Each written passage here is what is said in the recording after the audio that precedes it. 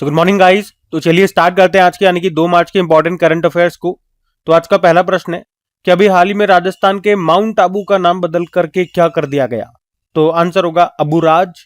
तो अभी राजस्थान सरकार ने राजस्थान के 3 शहरों के नाम बदलने का ऐलान किया है, जिसमें से एक तो राज्य का जो इकलौता हिल स्टेशन है माउंट आबू, आपने नाम भी सुना होगा इसका बहुत, और अभी इसका नाम बदल करके क्या कर दिया गया, अबूराज कर दिया गया। ये माउंट आबू सिरोही जिले में है। इसके अलावा भीलवाड़ा जिले के जहाजपुर का नाम बदलकर यज्ञपुर किया जाएगा, और डीग जिले में जो कामांग है उसका नाम बदलकर कामवन करने का निर्णय लिया गया है। अब नाम बदलने वाली बात है तो इसी से संबंधित कुछ प्रश्न हम देखते हैं। अभी मुंबई के पुराने कार्नेक ब्रिज का नाम बदलकर सिंदूर ब्रिज किया गया। झारखंड में अटल मोहल्ला क्लिनिक का नाम बदलकर mother Teresa advance health clinic किया गया। उत्तर प्रदेश के शाहजहांपुर जिले के जलालाबाद कस्बे का नाम बदलकर भगवान परशुराम जी के नाम पे परशुरामपुरी किया। नवी मुंबई इंटरनेशनल एयरपोर्ट का नाम बदलकर दिवंगत लोक नेता दिनकर बाबू पाटिल के नाम पे रखा गया। Mahatma Gandhi national rural employment guarantee scheme, जिसे आप मनरेगा बोलते थे, उसको अब Viksit Bharat guarantee for Rozgar and Ajeevika mission यानी कि वीबीजी राम जी के नाम से जाना जाएगा। और इसमें याद रखना, रोजगार की जो अवधि है वो 100 दिनों से बढ़ा करके 125 दिन की जाएगी। केंद्र सरकार ने जो पीएमओ ऑफिस है उसकी बिल्डिंग को बदल दिया। अब जो नई बिल्डिंग है उसको नाम दिया है सेवा तीर्थ। उसी तरह से राज्यपालों के राज्य भवनों का नाम बदलकर लोक भवन कर दिया गया, और केंद्र सचिवालय को अब कर्तव्य भवन कहा जाएगा, मतलब उस भवन को नाम दिया है कर्तव्य भवन। पश्चिम बंगाल ने रोजगार गारंटी योजना जो चलती है वहां पे कर्मश्री, उसका नाम बदलकर महात्मा श्री कर दिया था। केरल का नाम बदलकर केरलम होगा, क्योंकि इसके प्रस्ताव को अभी केंद्र ने भी मंजूरी दे दी है। और हमने कल ही पढ़ा था, सिक्किम का जो एकमात्र हवाई अड्डा है पाकयोंग हवाई अड्डा, उसका नाम बदलकर त्रिलोचन पोखरेल हवाई अड्डा हो गया है। तो ये सारे पॉइंट्स ध्यान में रखना। अगला प्रश्न देखते हैं। फिर अगले में पूछ रहे हैं, हाल ही में राष्ट्रीय विज्ञान दिवस ये कब मनाया जाता है। तो आंसर होगा 28 फरवरी को। तो हर साल 28 फरवरी को नेशनल साइंस डे के रूप में मनाया जाता है। और 28 फरवरी को ही क्यों? क्योंकि इसी दिन 28 फरवरी 1928 को डॉक्टर सीवी रमन ने रमन इफेक्ट की खोज की थी, इसीलिए। तो 2-3 बातें याद रखना। नेशनल साइंस डे की हम बात कर रहे हैं, मैंने आपको बता दिया 28 फरवरी 1928 को डॉक्टर सीवी रमन जी ने रमन इफेक्ट की खोज की थी, और इसी के लिए 1930 में उन्हें इस खोज के लिए नोबेल पुरस्कार मिला था, जो कि भारत का पहला विज्ञान के क्षेत्र का नोबेल पुरस्कार था। फिर 1986 में भारत सरकार ने 28 फरवरी को नेशनल साइंस डे के रूप में घोषित किया था। पहली बार इसे मनाया गया था 1987 में।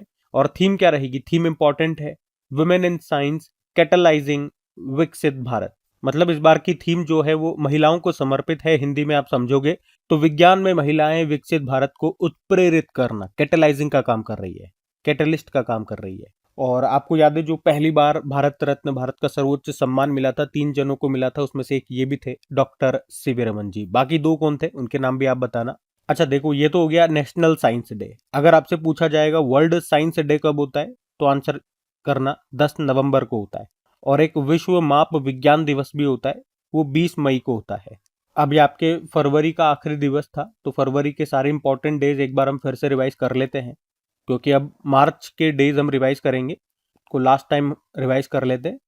क्या है देखो, 1 फरवरी को भारतीय तटरक्षक बल दिवस मनाया, 2 फरवरी को विश्व आर्द्रभूमि दिवस, 4 फरवरी को वर्ल्ड कैंसर डे, 6 फरवरी को महिला जननांग विकृति के खिलाफ अंतर्राष्ट्रीय शून्य दिवस, और 10 फरवरी को विश्व दलहन दिवस, 10 फरवरी को सेफर इंटरनेट डे जो कि फरवरी के दूसरे मंगलवार को था, 11 फरवरी को विज्ञान में महिलाओं और लड़कियों का अंतर्राष्ट्रीय दिवस, 11 फरवरी एंटी स्मगलिंग डे, 11 फरवरी विश्व यूनानी दिवस, 13 फरवरी राष्ट्रीय महिला दिवस, 13 फरवरी को वर्ल्ड रेडियो डे, 15 फरवरी अंतर्राष्ट्रीय बाल कैंसर दिवस, 17 फरवरी को वैश्विक पर्यटन लचीलापन दिवस, 20 फरवरी विश्व सामाजिक न्याय दिवस, 20 फरवरी को अरुणाचल प्रदेश और मिजोरम का स्थापना दिवस, 21 फरवरी को अंतर्राष्ट्रीय मातृभाषा दिवस, 21 फरवरी को वर्ल्ड पेंगोलिन डे, ये भी हमने तीसरे शनिवार को मना रहे हैं तो 21 फरवरी को मनाया, 23 फरवरी को विश्व शांति और सहभागिता दिवस, 24 फरवरी को केंद्रीय उत्पाद शुल्क दिवस यानी कि सेंट्रल एक्साइज डे, और 27 फरवरी को एक तो वर्ल्ड एनजीओ डे मनाया था,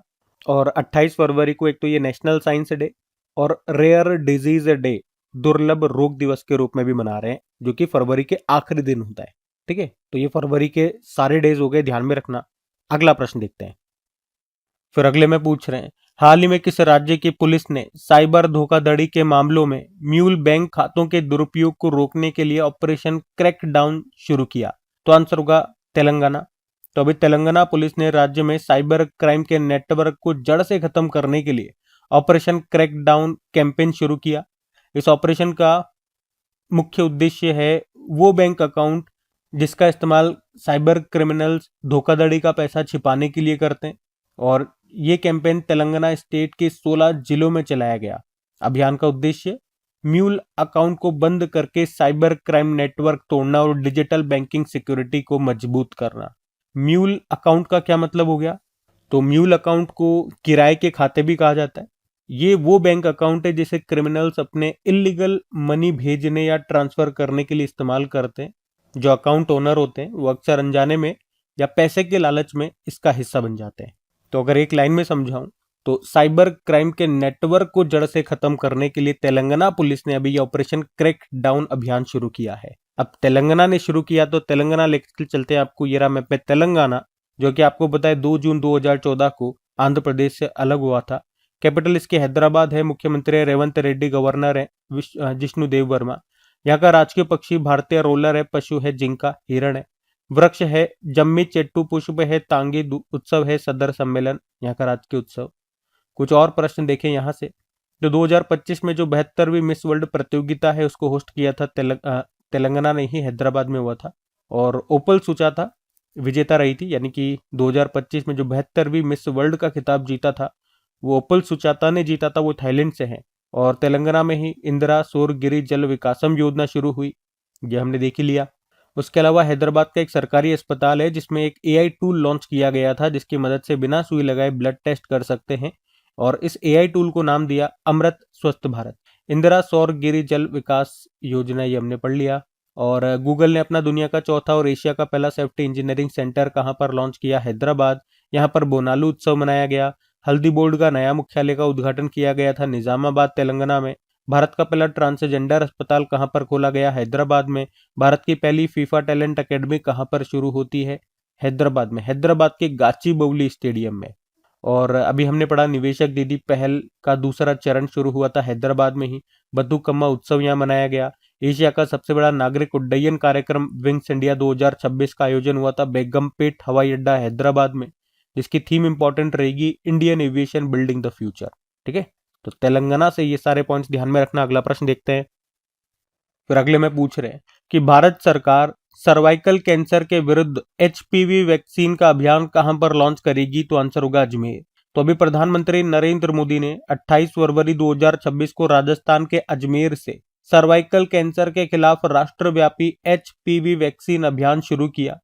इस अभियान का उद्देश्य है 14 वर्ष तक की लड़कियों को गर्भाशय ग्रीवा के कैंसर, जिसे आप सर्वाइकल कैंसर बोलते हैं, तो इससे बचाने के लिए सरकारी स्वास्थ्य केंद्रों यानी कि आरोग्य मंदिरों पर निशुल्क टीका प्रदान करना। मतलब गर्भाशय ग्रीवा के कैंसर, सर्वाइकल कैंसर को जड़ से खत्म करना है, जो कि भारत में महिलाओं में दूसरा सबसे बड़ा आम कैंसर है। इसके लिए जो वैक्सीन दी जाएगी वो है सर्वावैक, जिसे गार्डसील 4 भी कहते हैं। ये भारत में विकसित एक स्वदेशी वैक्सीन है। अच्छा, इसी तरह कैंसर से संबंधित कुछ और प्रश्न मैं आपको करवाता हूँ। 2-3 तो दिवस ही आप याद रख लो। एक तो वर्ल्ड कैंसर डे होता है, आपको पता है 4 फरवरी को। वर्ल्ड लंग कैंसर डे 1 अगस्त को। इंटरनेशनल चाइल्डहुड कैंसर डे 15 फरवरी को। और नेशनल कैंसर अवेयरनेस डे 7 नवंबर को। भारत की पहली सर्वाइकल कैंसर के खिलाफ स्वदेशी वैक्सीन सर्वावेक ही है जो हम लगा रहे हैं। और सर्वाइकल कैंसर यानी कि ह्यूमन पेपिलोमा वायरस से जो होता है, लास्ट टाइम बजट में कहा गया था कि 9 से लेकर 14 वर्ष तक की बच्चियों को इसके टीके मुफ्त में लगेंगे, जो लगाए भी जा रहे हैं। और अक्टूबर महीने को स्तन कैंसर जागरूकता माह के रूप में मनाते हैं। एम्स दिल्ली ने कैंसर की शीघ्र पता लगाने के लिए एक एआई प्लेटफॉर्म iOncology.ai को लॉन्च किया था, और कैंसर के स्टडी को ऑन्कोलॉजी ही कहा जाता है। हरियाणा सरकार ने महिलाओं में स्तन कैंसर का पता लगाने के लिए कौन सा कार्यक्रम शुरू किया था? सवेरा। कैंसर के लिए विश्व का पहला mRNA टीका एंटेरोमिक्स ये डेवलप किया रशिया ने। आईआईटी मद्रास, इसने भारत का पहला कैंसर जीनोम एटलस लॉन्च किया था। और भारत ने 2026 में बिम्स्टेक देशों के लिए कैंसर देखभाल कार्यक्रम का दूसरा चरण कहां पर शुरू किया? तो आंसर होगा विशाखापत्तनम। ठीक है, तो ये कैंसर से संबंधित पॉइंट्स हैं, ध्यान में रखना। अगला प्रश्न देखते हैं। फिर अगले में पूछ रहे हैं हाल ही में ओपन एआई ने किस भारतीय कंपनी के साथ एआई डेटा सेंटर बनाने के लिए समझौता किया है? तो आंसर होगा टाटा ग्रुप। तो चैट जीपीटी बनाने वाली कंपनी है ओपन एआई, और ये टाटा ग्रुप के साथ मिलकर के भारत में एआई आधारित डेटा सेंटर स्थापित करेगी। इसका सबसे बड़ा फायदा ये होगा कि हमारा डेटा भारत में ही सुरक्षित रहेगा और सुरक्षा के लिहाजा से ये बेहद मजबूत होगा। और ये काम 100 मेगावाट से शुरू होगा, जिसे भविष्य में 1 गीगावाट यानी कि 1000 मेगावाट तक बढ़ाया जाएगा। इससे एआई मॉडल्स भारत में बहुत तेज और सुरक्षित तरीके से चलेंगे, जो सरकारी और जरूरी कामों के लिए बहुत फायदेमंद है। ओपन एआई के जो संस्थापक हैं उनका नाम याद रखना, सैम वॉल्टमैन उनका नाम है, सैम ऑल्टमैन। और एक और पॉइंट यहाँ पे आप ऐड कर लो, अभी जो global AI brain race report आई थी 2026 का डेटा बताया, इसके अनुसार इसमें रैंकिंग दिया गया अलग अलग देशों को, और टॉप पर अमेरिका है, दूसरे पे चाइना है, तीसरे पे सिंगापुर है और भारत को छठे स्थान पे रखा है। ठीक है, इसको भी थोड़ा सा ध्यान में रखना। बाकी एआई से संबंधित कुछ और प्रश्न मैं आपको रिवाइज करवाता हूं। तो सबसे पहले तो आप ध्यान रखना, एआई के फादर कहा जाता है जॉन मैकार्थी को, एआई गॉडफादर है जेफरे हिंटन। चैट जीपीटी के निर्माता ओपन एआई ने 2025 के अंत तक नई दिल्ली में अपना पहला भारतीय कार्यालय खोलने की घोषणा की थी। मलेशिया ने राइट बैंक लॉन्च किया, जो कि दुनिया का पहला एआई संचालित बैंक है। Bharat health AI global regulatory network में शामिल हो गया, जिसका मुख्यालय है जेनेवा, स्विट्जरलैंड। भ्रष्टाचार से निपटने के लिए एआई मंत्री डेला को नियुक्त करने वाला दुनिया का पहला देश कौन सा है? अल्बानिया। ग्लोबल एआई जो इंडेक्स आया था, भारत तीसरे स्थान पर है, टॉप पर अमेरिका है। महाराष्ट्र ने माइक्रोसॉफ्ट के साथ पार्टनरशिप करके महाक्राइम ओएस एआई लॉन्च किया है। और ग्लोबल एआई शो 2025 ये हुआ था अबू धाबी में। और अभी इंडिया एआई इम्पैक्ट समिट नई दिल्ली में हुआ। भारत का पहला AI powered anti drone petrol vehicle का नाम इंद्रजाल है। और भारत के पहले एआई इंडस्ट्री एसोसिएशन को स्थापित किया गया, मुख्यालय मुंबई में है, और उसके पहले प्रेसिडेंट बने विजय कलियंत्री। आईआईटी दिल्ली के वैज्ञानिकों ने आइला नाम से एक एआई सिस्टम बनाया। आइला मतलब हो गया आर्टिफिशियली इंटेलिजेंट लैब असिस्टेंट। उसके अलावा गुजरात ने इंडियन एआई रिसर्च ऑर्गेनाइजेशन की स्थापना की घोषणा की। कहां पर? गुजरात के गिफ्ट सिटी में। और ये देश का पहला राष्ट्रीय स्तर का एआई रिसर्च संस्थान होगा, जिसे पीपीपी मॉडल पर बनाया जाएगा। भारत का पहला सरकारी एआई आधारित क्लिनिक ग्रेटर नोएडा के government institute of medical sciences में खोला गया है, और इसमें आईआईटी कानपुर ने मदद की है। और 2027 में जो एआई समिट है वो जेनेवा, स्विट्जरलैंड में होगा, और 2028 वाला यूएई में होगा। ठीक है, तो ये एआई से संबंधित इंपॉर्टेंट प्रश्न है, ध्यान में रखना। अगला प्रश्न देखते हैं। फिर अगले में पूछ रहे हैं, हाल ही में Bharat regional rapid transit system के तहत कहाँ नमो भारत ट्रेन का उद्घाटन किया गया? तो आंसर होगा मेरठ। तो अभी प्रधानमंत्री नरेंद्र मोदी जी ने उत्तर प्रदेश के मेरठ में नमो भारत रैपिड रेल और मेरठ मेट्रो मार्ग का उद्घाटन किया है, जो कि देश की पहली नमो भारत रैपिड रेल सेवा की शुरुआत है। और कहां से शुरुआत की है याद रखना, उत्तर प्रदेश के मेरठ में जो शताब्दी नगर नमो भारत स्टेशन है वहां से। और ये जो दिल्ली मेरठ नमो भारत कॉरिडोर है, ये 82 किलोमीटर लंबा है, और अब ये कॉरिडोर बनकर के पूरा हो चुका है। और इस पर जो ट्रेन चलेगी उसे ही हम कहेंगे नमो भारत ट्रेन। तो अभी यहीं से, यानी कि मेरठ से ही मोदी जी ने एक तो मेरठ मेट्रो और नमो भारत ट्रेन को हरी झंडी दिखाई है। नमो भारत जो ट्रेन है, इसकी स्पीड कितनी? 180 किलोमीटर प्रति घंटा। आपको पता है हमारे रेल मंत्री कौन है? अश्विनी वैष्णव है। कुछ प्रश्न देख लिए जाए रेलवे से, तो अभी याद रखना, राष्ट्रीय रेलवे नेटवर्क से जुड़ने वाली चौथी पूर्वोत्तर राजधानी बनी थी आइजोल, मिजोरम की जो कैपिटल है। 100% रेल मार्ग को विद्युतीकृत इलेक्ट्रीफाइड करने वाला 24 बना गुजरात। भारतीय रेलवे विद्युतीकरण का लक्ष्य, मतलब भारतीय रेलवे का जो इलेक्ट्रीफाइड होने का लक्ष्य है वो 2025-26 है। भारतीय रेलवे के शुद्ध शून्य कार्बन उत्सर्जन का लक्ष्य 2030 है। भारत का पहला 9000 हॉर्स पावर लोकोमोटिव इंजन बन रहा है। कहाँ पे? गुजरात के दाहोद में। कोंकण रेलवे का मुख्यालय नवी मुंबई में। भारत की पहली विस्टाडोम जंगल सफारी ट्रेन सेवा कहाँ पर शुरू हुई? उत्तर प्रदेश में, जो कि कतरनिया घाट वाइल्ड लाइफ सेंचुरी और दुधवा टाइगर रिजर्व के बीच चलेगी। अमृत भारत स्टेशन योजना ये फरवरी 2023 में शुरू होती है। और रिकॉर्ड समय में दुनिया का पहला 3D प्रिंटेड ट्रेन स्टेशन किसने बनाया? जापान। मारुति सुजुकी ने भारत की सबसे बड़ी इन प्लांट रेलवे साइडिंग कहां पर खोली है? Manesar, Haryana. Madhaura diesel locomotive plant Bihar के सारण जिले में आपको मिलेगा, और पहली बार यहां बने जो इंजन है वो विदेश में निर्यात होंगे। किस देश में? गिनी देश में। गोमती नगर रेलवे स्टेशन उत्तर प्रदेश राज्य का पहला निजी रेलवे स्टेशन बन गया है। उसके अलावा भारतीय रेलवे ने अपने ब्रॉड गेज नेटवर्क का 99.2% हिस्सा विद्युतीकृत इलेक्ट्रिफाइड कर लिया है। और आरवीएनएल रेल विकास निगम लिमिटेड के सीएमडी सलीम अहमद है। देश की पहली वंदे भारत स्लीपर ट्रेन ये शुरू हुई है असम के गुवाहाटी और पश्चिम बंगाल के हावड़ा के बीच में। ठीक है, तो ये पॉइंट्स ध्यान में रखना। अगला प्रश्न देखते हैं।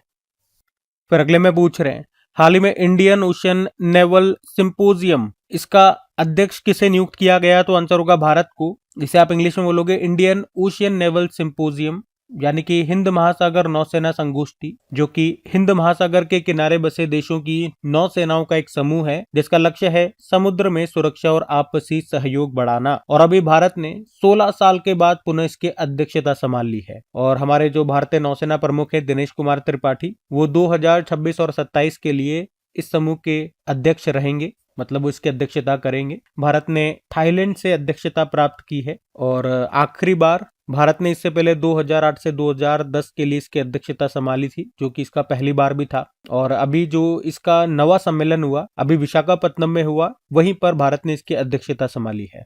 तो इसको इंग्लिश में बोलेंगे क्या? Indian ocean naval symposium, Hindi में बोलोगे तो हिंद महासागर नौसेना संगोष्ठी। ये स्थापित किया गया था 2008 में। उद्देश्य मैंने आपको बताई दिया। इसमें सदस्यों की बात करेंगे तो 25 सदस्य देश हैं और 9 पर्यवेक्षक ऑब्जर्वर कंट्रीज हैं। तो उद्देश्य क्या है? समुद्री सहयोग बढ़ाना, सुरक्षा और आपदा राहत पर चर्चा करना। आपको एक पॉइंट बता दूं कि इस संगोष्ठी ने 2022 में गोवा में अपना पहला समुद्री अभ्यास किया था, जिसको नाम दिया था IMEAC 2022। अब यहाँ पे भारत से संबंधित कुछ और प्रश्न मैं आपको रिवाइज करा रहा हूँ। जैसे कि Bharat health AI global regulatory network में शामिल हो गया, जिसका मुख्यालय है जेनेवा स्विट्जरलैंड। भारत को एशिया प्रशांत प्रसारण विकास संस्थान यानी कि Asia Pacific institute broadcasting development का अध्यक्ष चुना गया। भारत को कोलंबिया के 38वें बोगोटा अंतरराष्ट्रीय पुस्तक मेले 2026 में विशिष्ट अतिथि चुना गया। एथलीट पासपोर्ट मैनेजमेंट यूनिट शुरू करने वाला भारत दुनिया का 17वां देश बना था। 2025-26 के लिए एशियाई उत्पादकता संगठन का अध्यक्ष बनाया भारत को। भारत 2026 में ब्रिक्स की मेजबानी कर रहा है। भारत को 2025 से 28 के कार्यकाल के लिए अंतरराष्ट्रीय प्रशासनिक विज्ञान संस्थान का अध्यक्ष चुना गया और अध्यक्ष बनाए गए वी श्रीनिवास। भारत को 3 सालों के लिए 2026 से 28 के लिए संयुक्त राष्ट्र के आर्थिक और सामाजिक परिषद का सदस्य भी चुना गया। भारत 2025-26 के कार्यकाल के लिए एशियाई उत्पादकता संगठन का भी अध्यक्ष बना। 2025 के लिए किस देश को बंगाल की खाड़ी कार्यक्रम अंतर सरकारी संगठन का अध्यक्ष चुना गया था? तो आंसर होगा भारत। भारत को नार्कोटिक ड्रग आयोग के 68वें सत्र का अध्यक्ष भी चुना गया था और भारत ने पहली बार नार्कोटिक ड्रग पर संयुक्त राष्ट्र आयोग की अध्यक्षता की। भारत को समुद्री नौवहन सहायता के अंतरराष्ट्रीय संगठन का भी उपाध्यक्ष चुना गया था। ठीक है, तो भारत से ये सारे पॉइंट्स हैं, ध्यान में रखना। अगला प्रश्न देखते हैं। फिर अगले में पूछ रहे हैं, हाल ही में किस राज्य के पलामू टाइगर रिजर्व ने वाइल्ड लाइफ की सुरक्षा के लिए अभी वन जीवी दीदी पहल शुरू की? तो आंसर होगा झारखंड। तो अभी झारखंड में जो पलामू टाइगर रिजर्व है उसने वन्य जीवों और वनों की सुरक्षा को मजबूत करने के लिए भी वन जीवी दीदी पहल शुरू की है, जिसका उद्देश्य है वन क्षेत्रों में गश्त बढ़ाना, वन अपराधों को कम करना और स्थानीय महिलाओं को आत्मनिर्भर बनाना। और इसमें जो प्रशिक्षित महिलाएं होंगी वो गश्त करेंगी, अवैध कटाई को रोकेंगी और जागरूकता फैलाने का काम करेंगी। ये इसका काम होगा। अब बात झारखंड की है, तो ये रहा मैप में झारखंड। कैपिटल रांची हो गई है, मुख्यमंत्री हेमंत सोरेन है, गवर्नर है संतोष कुमार गंगवार। यहाँ का राजकीय पशु हाथी हो गया, पक्षी है कोयल, वृक्ष है साल, पुष्प है पलाश का फूल, लोक नृत्य छऊ हो गया, पाइका हो गया। त्योहार में बात करोगे सरहुल हो गया, कर्मा पूजा फेस्टिवल हो गया, श्रावणी मेला यहाँ मनाया जाता है। कोल कैपिटल ऑफ इंडिया धनबाद को कहते हैं। सेंट्रल कोल फील्ड का मुख्यालय आपको मिलेगा रांची में। कुछ और प्रश्न देखें यहाँ से, तो भारत के पहले महिला हॉकी इंडिया लीग का आयोजन ये किया गया रांची में और इसको जीता उड़ीसा वॉरियर ने, सुरमा हॉकी क्लब को हराया था। झारखंड का उदवा झील को रामसर स्थल में शामिल किया गया और ये झारखंड की पहली रामसर साइट है। 15वां हॉकी इंडिया सीनियर महिला राष्ट्रीय चैंपियनशिप 2025 जो इसका 15वां एडिशन था, पंचकुला हरियाणा में हुआ था। झारखंड ने जीता था, हरियाणा को हराया था। पूर्वी क्षेत्रीय परिषद की 27वीं बैठक ये हुई रांची झारखंड में। भारत में माइनिंग, टूरिज्म, खनन, पर्यटन शुरू करने वाला पहला राज्य झारखंड है। झारखंड पर्यटन का ब्रांड एम्बेसडर महेंद्र सिंह धोनी बने। झारखंड में अटल मोहल्ला क्लिनिक का नाम बदलकर mother Teresa advance health clinic किया गया। पूर्व मुख्यमंत्री शिबू सोरेन का निधन हो गया, दिशोम गुरु के नाम से जाना जाता था। कर्मा पूजा फेस्टिवल यहाँ मनाया गया। 18वां सैयद मुश्ताक अली ट्रॉफी 2025-26 को झारखंड ने जीता हरियाणा को हराकर। कुछ और प्रश्न है, जैसे कि अभी राष्ट्रपति द्रौपदी मुर्मू ने संताली भाषा की ओल चिकी लिपि में भारत का संविधान जारी किया था, और अभी झारखंड के जमशेदपुर में इस ओल चिकी लिपि के शताब्दी समारोह का भी आयोजन किया गया था। उसमें राष्ट्रपति द्रौपदी मुर्मू जी भी आई थी। अच्छा, इस लिपि के आविष्कारक का नाम याद रखना, पंडित रघुनाथ मुर्मू। कौन सी लिपि? ओल चिकी लिपि। ऑपरेशन मेगाबुरु नक्सल विरोधी अभियान है, झारखंड में शुरू किया गया था ये। और अभी राजकीय ईट खोरी महोत्सव भी मनाया गया था झारखंड के चतरा जिले में। ठीक है, तो ये प्रश्न ध्यान में रखना। अगला प्रश्न देखते हैं। फिर अगले में पूछ रहे हैं, जल शक्ति मंत्रालय के द्वारा जल महोत्सव, इसका आयोजन कब किया जाएगा? तो आंसर होगा 8 से लेकर 22 मार्च तक। तो मिनिस्ट्री ऑफ जल शक्ति यानी कि जल शक्ति मंत्रालय, जिसके मंत्री हैं CR पाटिल, अभी उन्होंने 8 से लेकर 22 मार्च तक नेशन वाइड जल महोत्सव आयोजित किया जाएगा, इसकी घोषणा की है। जल महोत्सव का मुख्य उद्देश्य है वाटर कंजर्वेशन को एक जन आंदोलन बनाना और ग्राम पंचायत व जन भागीदारी के जरिए हर घर तक सुरक्षित पेयजल की निरंतर आपूर्ति सुनिश्चित करना। आपको पता है, जल जीवन मिशन ये लॉन्च हुआ था 15 अगस्त 2019 को, मोदी जी ने किया था, जिसका उद्देश्य है हर गांव के घरों में साफ पानी पहुंचाना और गांव के लोगों को इसकी देखभाल में शामिल करना। मतलब इसका लक्ष्य है हर ग्रामीण घर को नल से जल कनेक्शन देना। ठीक है, तो ये पॉइंट्स ध्यान में रखना। अच्छा, जल से कुछ और इंपॉर्टेंट पॉइंट्स मैं आपको रिवाइज कराता हूँ। एक तो याद रखना, अभी जो last time world water forum हुआ था 2024 में, 10वां संस्करण था, बाली इंडोनेशिया में हुआ था। अब जो अगला एडिशन होगा 11वां, वो 2027 में होगा सऊदी अरब में। मोदी जी ने कहा जल संचय जन भागीदारी अभियान शुरू किया था सूरत में, और 100% नल के पानी के कनेक्शन के साथ भारत का 5वां हर घर जल राज्य बना था, तो पंजाब बना था। उसके अलावा उत्तर प्रदेश सरकार को जल जीवन मिशन में सौर ऊर्जा का इनोवेटिव इस्तेमाल करने के लिए प्रधानमंत्री पुरस्कार से भी सम्मानित किया गया। केंद्रीय ग्रामीण विकास मंत्री शिवराज सिंह चौहान, इन्होंने पानी के संरक्षण के लिए कौन सी यात्रा शुरू की? वाटर शेड यात्रा शुरू की थी। भारत का पहला अंडर वाटर संग्रहालय और कृत्रिम रीफ कहां पर बनाया जाएगा? महाराष्ट्र में। इसके लिए कौन सा जहाज डुबोया जाएगा? INS गुलदार। जल स्थिरता सम्मेलन वाटर सस्टेनेबिलिटी कॉन्फ्रेंस 2025, जो दूसरा एडिशन था, वो होता नई दिल्ली में। दूसरा अखिल भारतीय राज्य जल मंत्री सम्मेलन, ये हुआ था उदयपुर में। 2025 में स्टॉकहोम जल पुरस्कार दिया गया गुंटर ब्लॉशेल को, वियना से हैं। भारत का पहला वाटर पॉजिटिव एयरपोर्ट बन गया है इंदिरा गांधी इंटरनेशनल एयरपोर्ट। ठीक है, तो ये सब बातें ध्यान में रखना। अगला प्रश्न देखते हैं। फिर अगले में पूछ रहे हैं, हाल ही में भारत की कुल बिजली क्षमता कितने गीगावाट के पार पहुंच गई है? तो आंसर होगा 520 गीगावाट। तो भारत की इंस्टॉल्ड पावर कैपेसिटी अब 520 गीगावाट को पार कर गई है, और ये घोषणा अभी नई दिल्ली में आयोजित इंडिया एनर्जी ट्रांजिशन समिट 2026 में हमारे जो union minister of state shipyard है येसो नायक, उन्होंने की है। भारत की कुल बिजली क्षमता का आधा से अधिक हिस्सा अब नॉन फॉसिल फ्यूल यानी कि जो रिन्यूएबल एनर्जी सोर्सेज हैं, सोलर हो गया, विंड हो गया, वाटर हो गया, न्यूक्लियर एनर्जी हो गया, ये इनसे आता। और जनवरी 2026 तक भारत की सोलर एनर्जी कैपेसिटी 140.6 गीगावाट तक पहुंच गई है। हमारा लक्ष्य आपको पता ही है 2030 तक 500 गीगावाट गैर जीवाश्म क्षमता हासिल करना, मतलब रिन्यूएबल एनर्जी, और 2070 तक हमारा नेट जीरो कार्बन उत्सर्जन का लक्ष्य आपको पता ही है। अच्छा चलो, एनर्जी से ही कुछ और करंट अफेयर्स के प्रश्न आपको रिवाइज कराता हूँ, मजा आएगा आपको भी। पूर्वोत्तर भारत का पहला भूतापीय उत्पादन कुआं, ये कहां पर खोदा गया था? अरुणाचल प्रदेश में। ऊर्जा संक्रमण सूचकांक एनर्जी ट्रांजिशन इंडेक्स 2025 में भारत 71 पे था, टॉपर स्वीडन है, इसको जारी किया था वर्ल्ड इकोनॉमिक फोरम ने। 15 गीगावाट से अधिक अक्षय ऊर्जा संचालित करने वाली पहली भारतीय कंपनी कौन सी बन गई? Adani green energy limited. देश का पहला पूर्णतः स्वदेशी रूप से विकसित 50 किलोवाट भूतापीय संयंत्र ये कहां पर स्थापित होगा? अरुणाचल प्रदेश के तवांग जिले में। अक्षय ऊर्जा दिवस ये 20 अगस्त को होता है, और अभी अंतरराष्ट्रीय स्वच्छ ऊर्जा दिवस मनाया गया था 26 जनवरी को, ये अक्षय ऊर्जा दिवस हो गया हमारा। भारत में हर साल 14 दिसंबर को राष्ट्रीय ऊर्जा संरक्षण दिवस भी होता है, ये भी ध्यान में रखना। ठीक है, तो एनर्जी से बनने वाले, रिन्यूएबल एनर्जी खास तौर से बनने वाले, ये इंपॉर्टेंट प्रश्न है, ध्यान में रखना। बाकी ये थी आज की हमारी करंट अफेयर्स की क्लास। कमेंट करके जरूर बताना सेशन आपको कैसा लगा। अच्छा लगे तो प्लीज इसे अपने दोस्तों के साथ में स्टडी ग्रुप में शेयर जरूर कीजिएगा। वीडियो को लाइक नहीं करा तो लाइक कर देना। बाकी चलो अभी कल के करंट अफेयर्स का हम क्विक रिवीजन कर लेते हैं और सेशन एंड करते हैं। तो कल पहला प्रश्न पूछा था, रणजी ट्रॉफी 2025-26 को किसने जीता? तो आंसर होगा जम्मू कश्मीर ने। पाकयोंग हवाई अड्डे का नाम बदल दिया गया, ये कहां पर है? सिक्किम में। भारत सरकार के द्वारा प्रारंभ किया गया अवार्ड जीरो प्राइज का संबंध किससे है? प्रदूषण में कमी लाने से। इंडियन नेवी ने किस anti submarine warfare shallow water craft श्रेणी के तीसरे जहाज को शामिल किया? आईएनएस अंजदीप नाम है। राष्ट्रपति द्रौपदी मुर्मू ने भारत के स्वदेशी लड़ाकू हेलीकॉप्टर में उड़ान भरी और ऐसा करने वाली वो पहली राष्ट्रपति बन गई हैं। इस हेलीकॉप्टर का निर्माण किसने किया? Hindustan aeronautical limited. केंद्रीय मंत्री जितेंद्र सिंह ने भारत का पहला स्टेट इनोवेशन मिशन कहां पर लॉन्च किया? त्रिपुरा। किसने ऑपरेशन गजब लिल हक शुरू किया? Pakistan. Snow leopard police battalion किसने तैनात की? जम्मू कश्मीर।